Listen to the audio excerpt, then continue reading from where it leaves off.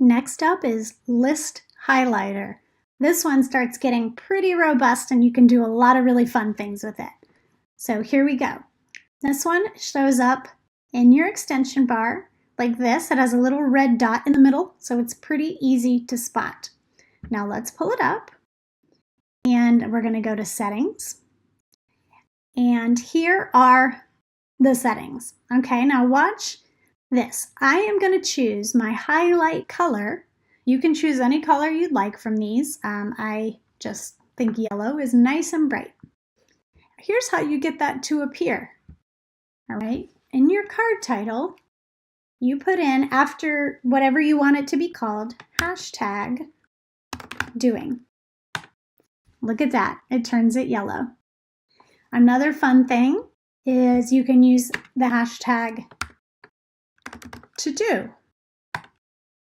Look at that. Do you guys see what it did? It dimmed out everything that wasn't either doing or to do. Now, when you hover over it, they still show back up again, but they fade out to help you stay focused on what you need to do, what you are doing, and what's coming up next, right? And you can have multiple things highlighted. You can have multiple things to do, which are just the normal gray, but they're not faded out. So you're not limited to one at a time, but it just helps keep your focus on the task at hand. So let's go back to the settings. Again, you can choose whatever you want, and watch, if I choose a different color and then we go back, it switches. All right, let's go back to yellow. It also talks about you can choose different highlight colors for each of the background type Trello provides. I have not played around with that. I guess I should. Oh, look at that. Okay, well, I guess I've played around with it now. So when you play with these different backgrounds, you can, they all look the same to me, I guess. But, all right, so let's see if we go over there. Oh, okay, it's the same. Don't know what that did. All right, now these options control the settings of your highlight lists. Now the highlight lists are what it's doing right here. My highlight color is yellow. This is normal. These are faded. That's all under what List Highlighter calls highlighting. Kind of. We'll get to the rest in a minute. So these are your options about highlight lists based on hashtags. The default is on. I think you need to leave it on. Otherwise, it's not really, it's kind of pointless. And in a little bit, I will show you the hashtags you can use. There's a few.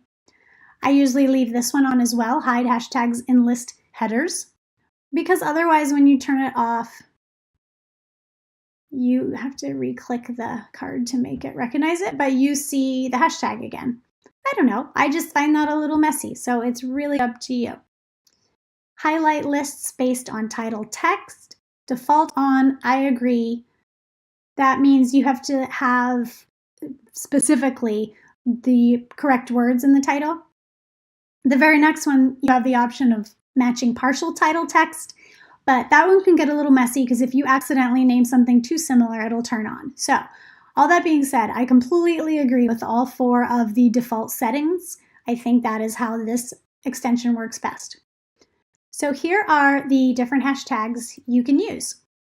Now on this top one, if you turned highlight lists based on hashtags off, you would have to use these titles. So again, whatever you'd rather. I like using the titles that make sense for the cards. Whoops. And again, anytime you make a change and you come back, you just type it again and see how that hashtag went away. All right, so I like to keep the titles whatever I need them to be on the board, whatever makes sense for the board. So I always choose highlight lists based on hashtags. Up to you, but here are the hashtags that will result in the card being highlighted. Here are the ones that will result in it staying normal, so you can use the hashtag normal. Then you also have low, ignore, trash, and done. And if you'll look at trash and done, it's really light, but it's got a strike through it, right? So on the next tab up here, again, we checked the button in the extension bar, and that's what brought up this window. If we go up here to the dimming tab, dimmed lists on mouse over, we've got this turned on. That is what makes it so when you hover over a dimmed out card, it shows up for a second in case you need to check something. But then when you go down here, you can actually control how dim you want them. Maybe low priority, you want it to be kind of in the middle. This is normal, low priority. Trash, maybe you want it to just totally disappear. Or maybe you want them all, a little bit more. Maybe you don't like them quite that dimmed. But you can play around with this here and just figure out what preferences works for you. All right, next up on list highlighter is card counting. I will be honest, I don't use this ever, but I know people who do who like to do the Scrum workboards and the sprints use it, and so I've heard a lot of people enjoy it. That's not how I format my Trello boards, but it you can turn this on. It can count the cards on all lists. You go back over here, and up here it shows you how many cards. So I guess that comes in handy if you have like 57 cards on a list. But then what you do with that information, I'm not sure. But I see all kinds of people on some of the Trello boards using this. And you can also enable points, which I believe is for like Scrum type workflows. I'm not sure. I am the first to admit I don't use that. All right, this one starts getting kind of stylized. It's really fun. All right, header cards. So going back to the board, perhaps you have some stuff that it's important, but it's low priority. It's last on the list. You can do a header card by doing either two hashtags,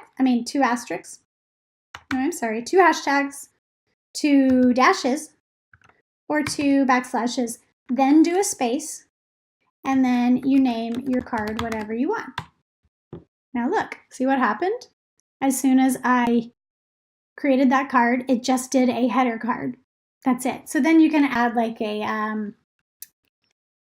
let's just do a PB&J again, because why not? So now every card you create down here is under that low priority tag or header. So you don't have to get to it anytime soon.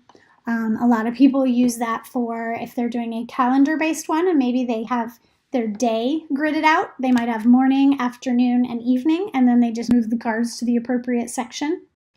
I really like the idea of header cards. I actually use a different extension that we'll get to later, just because I like the way it looks visually a little bit better. Let me show you. It's hard to tell in a highlighted card, but let's say we did it over here as well. So again, 2 backslashes or dashes or hashtags, a space, and then the word. I don't know. I just don't like it that it's not a full color across. And even if you do a label, the words are underneath it.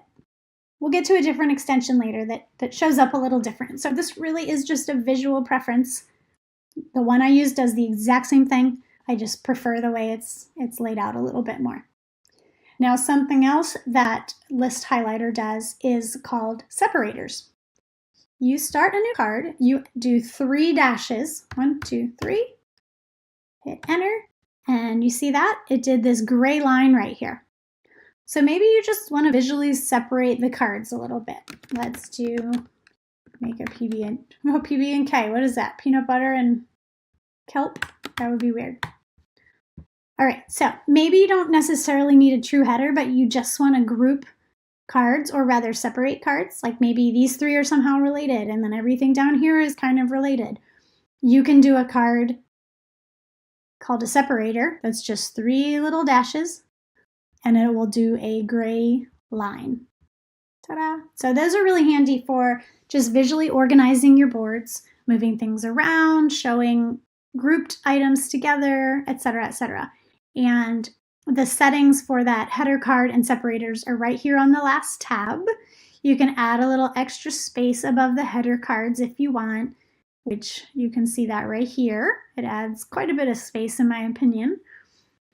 And with the separators, you can make them blank. Remember, this was a gray line just a moment ago. Or you can make it show the gray line. My personal preference is no space with the headers, show the separators as a line. But again, it's whatever works for you.